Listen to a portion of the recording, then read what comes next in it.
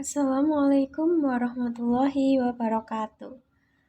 Perkenalkan, nama saya Rista Wulandari dengan NIM 183300004, jurusan Ilmu Komunikasi, Universitas Respati Yogyakarta. Nah, di sini saya akan memaparkan materi mengenai kajian analisis wacana guna memenuhi ujian akhir semester mata kuliah kajian media. Nah, untuk materi yang akan saya sampaikan yaitu ada 6 poin. Yang pertama, pengertian. Yang kedua, ciri-ciri analisis wacana. Yang ketiga, implikasi teori analisis wacana. Yang keempat, metode analisis wacana. Kelima, jenis analisis wacana. Dan yang keenam, manfaat analisis wacana. Untuk yang pertama yaitu mengenai pengertian analisis wacana. Analisis wacana memiliki pengertian yaitu sebuah metode yang digunakan untuk mencari sebuah makna atau pesan komunikasi pada teks, baik secara tekstual maupun kontekstual, sehingga makna yang terkandung tidak semata-mata berada di dalam teks itu sendiri. Nah, menurut Stubbs, analisis wacana adalah suatu kajian yang menganalisis bahasa secara alamiah. Sedangkan menurut Erianto tahun 2006, analisis wacana merupakan kajian terkait sebuah wacana, di mana wacana tersebut memiliki arti yaitu bahasa yang digunakan untuk komunikasi seseorang. Nah, objek kajian analisis wacana ini berpusat pada bahasa sehari-hari, bisa berupa teks maupun lisan, sehingga mudahnya yaitu analisis wacana merupakan sebuah unit bahasa yang memiliki kesatuan dan konteks yang berkaitan dengan kehidupan sehari-hari. Contoh mudahnya yaitu pada penelitian, pidato, berita, hingga percakapan secara langsung. Dan pada dasarnya, pembahasan wacana tersebut berkaitan dengan konteks apa yang dibicarakan, yang bertujuan untuk menjelaskan hubungan antara kalimat yang membentuk sebuah wacana tersebut. Selanjutnya yaitu mengenai ciri-ciri analisis wacana. Ciri-ciri analisis wacana ada 5, yaitu yang pertama, bentuk kajian berupa pembahasan wacana. Yang kedua, kajian bersifat alamiah, dapat berupa teks atau lisan. Yang ketiga, yaitu bersifat interpretatif atau pragmatis, baik dari bahasa maupun makna. Yang keempat, inferensif, yaitu memiliki kesimpulan bahwa makna berdasarkan konteks penggunaannya. Yang kelima, yaitu bahasa yang digunakan lebih jelas. Hal tersebut dikarenakan bahasa yang digunakan yaitu bahasa sehari-hari dan sesuai dengan situasi yang tepat. Selanjutnya yaitu mengenai implikasi teori analisis wacana.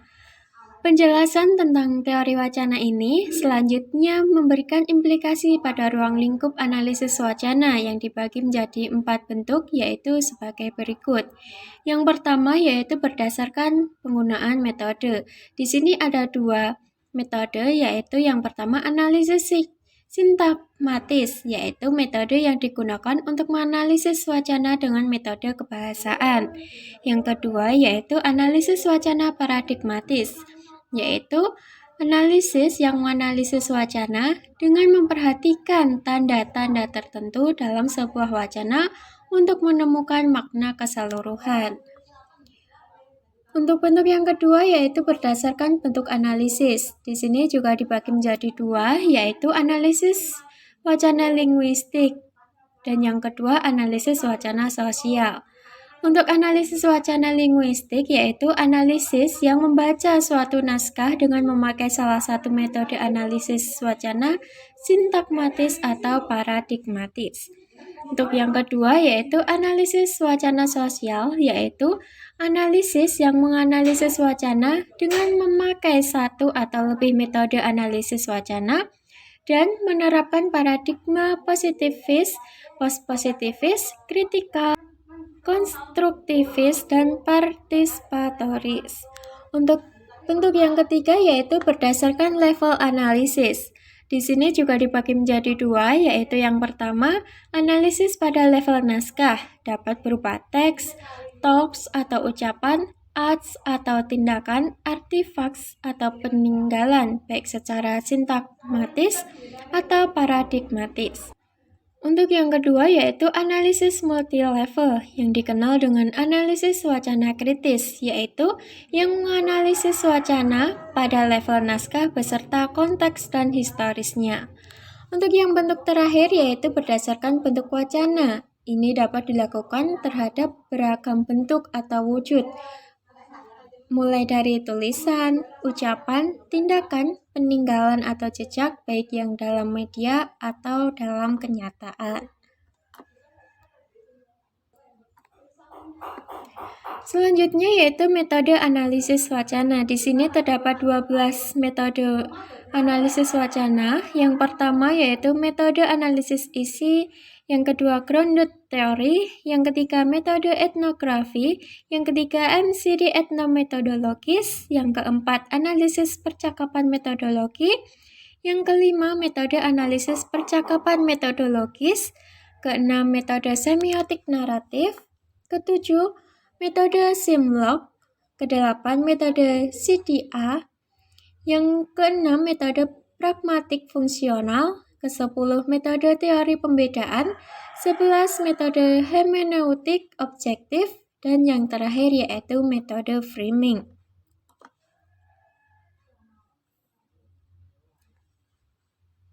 Selanjutnya yaitu jenis analisis wacana. Di sini ada 4 jenis analisis wacana. Yang pertama yaitu wacana representasi. Jenis wacana representasi ini bersifat positivistik modernisme. Posisi peneliti terpisah dengan objek yang diteliti dan terdapat semua persepsi objek dan membuat representasi realita dalam bentuk pengungkapan bahasa dan tidak bersifat kritikal. Untuk jenis analisis wacana yang kedua yaitu wacana pemahaman. Jenis wacana kedua ini bersifat interpretatif modernisme, berbeda dengan jenis representasi. Di sini posisi peneliti dengan objek penelitian tidak terpisah. Realitas didefinisikan peneliti melalui interaksi antara informan dengan sumber literatur. Untuk jenis yang ketiga yaitu wacana keraguan-raguan, yaitu di mana jenis wacana ketiga ini merupakan wacana yang bersifat struktural dan kritikal modernisme. Di sini posisi peneliti mengkonstruksi realita berdasarkan frame sosial dan bersifat kritikal. Yang analisis wacana yang terakhir yaitu postmodernisme, yaitu jenis wacana yang bersifat poststruktural dengan menolak segala social arrangement dan bersifat kritikal, sama halnya dengan wacana keraguan-raguan.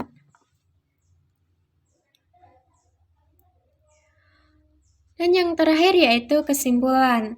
Dengan demikian, dapat disimpulkan bahwa analisis wacana mampu memberikan manfaat lebih banyak dalam perubahan sosial, terutama apabila menggunakan paradigma kritikal dan partisipatoris. Sementara di sisi lain, analisis wacana secara sintaktis dan paradigmatis akan sangat berguna untuk kritik naskah, dan secara pragmatis dipakai oleh media watch untuk memantau kinerja media dalam melaporkan berbagai peristiwa. Sementara itu, penggunaan analisis wacana setidaknya menyadarkan pencetus naskah agar lebih bertanggung jawab atas naskah yang dibuatnya. Naskah tersebut tentunya harus menggunakan pedoman-pedoman metode penelitian. Sekian materi kajian media mengenai analisis wacana yang dapat saya sampaikan. Kurang lebihnya saya mohon maaf. Wassalamualaikum warahmatullahi wabarakatuh.